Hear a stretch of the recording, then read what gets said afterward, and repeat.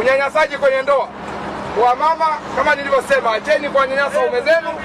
Wanaume hawaji vituo vya polisi kusema, hawaendi popote kusema, badala yake wengine wanakunywa sumu, wengine wanajinyonga, wengine pressure na vidonda vya tumbo, wengine wanakaa baa muda mrefu. Jamani, baa kule ukifika binti hajawahi kukuona na tabasamu, unatoka mapema, tusaidiane. Na wewe unayemnyanyasa mumeo, ni rahisi sana wewe kutafuta bi mdogo. Jamani, mabii wadogo wana maneno mazuri. Kwa hiyo tusaidiane. Wamama, mmenielewa?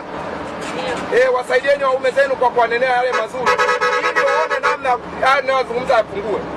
Wababa tupo, tuache kupiga wake zetu, tuatie moyo wake zetu. Wamama wana kazi nyingi sana nyumbani. Mama anafua, anadeki, ananyonyesha, hawezi kukaa na simu. Wapo wanaopigwa kisa upokee simu kwa wakati. Hebu tuwasaidie, tuwatie moyo. Jamani, tutiane moyo kwenye familia. Yaani point ya maneno yangu hapa, tutiane moyo kwenye familia ili migogoro ya familia ipungue. Migogoro ya familia inazaa talaka.